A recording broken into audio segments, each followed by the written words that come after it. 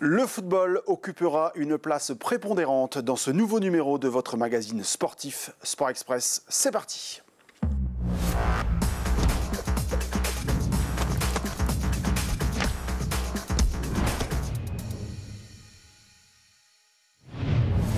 Salut à toutes et à tous, je suis ravi de vous retrouver une fois de plus sur ILTV pour faire le tour d'horizon complet, comme chaque semaine, des résultats du dernier week-end. Et on débute, comme chaque semaine, avec le football féminin et le beau succès d'Hénin-Beaumont contre Dunkerque, 4-1.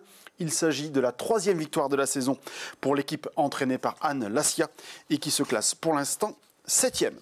Chez les garçons, en Régional 3, Montigny grimpe encore d'un rang et talonne le leader douaisien.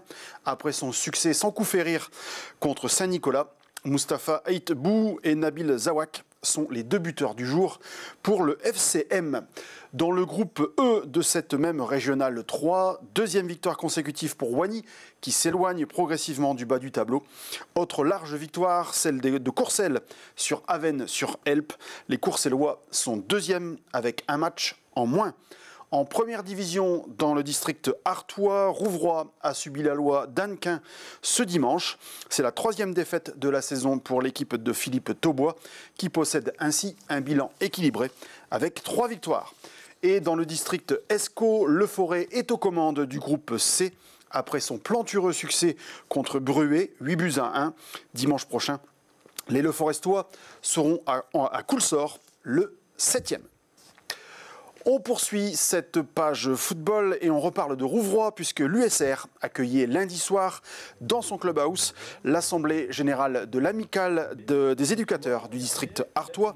Présidée par Jackie Venel, cette association fédère de nombreux entraîneurs de toutes catégories et organise plusieurs temps forts au cours de l'année. Ce lundi, Thomas Robaille de la Ligue des Hauts-de-France est venu présenter les prochaines réformes des différents diplômes d'éducateurs. Et puis l'ancien de Rouvroy et l'Ansois de toujours, Éric Sicora, a pu partager ses souvenirs et présenter ses fonctions de responsable de la post-formation au sein du Racing Club de Lens. Un moment plein d'anecdotes, un moment convivial et passionnant, comme l'aime organiser cette amicale. Voilà pour le football. Je vous propose à présent de rentrer en salle pour parler de handball.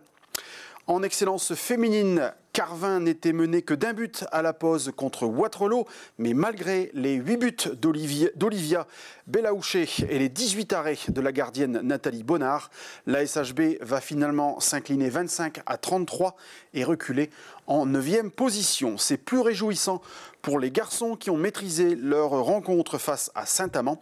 Dans le sillage de Mohamed Messaoudi, auteur de 8 buts sur 11 tirs, la SHB l'emporte de 5 buts et remonte sur le podium. Enfin, en honneur, Libercourt concède une défaite de 12 buts à Wattignies et reste scotché au bas du tableau. Maigre consolation du week-end pour Libercourt. Les 3 autres derniers du classement ont perdu également. On termine par un résultat de volleyball avec le début des matchs retour en élite. Arnes a tenu la dragée haute pendant 2-7 au leader Avignon, mais doit finalement s'avouer vaincu 3-7-0.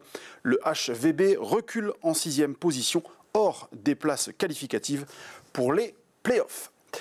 Voilà, ce numéro de Sport Express touche à sa fin. Merci de votre attention, merci de votre fidélité et à la semaine prochaine.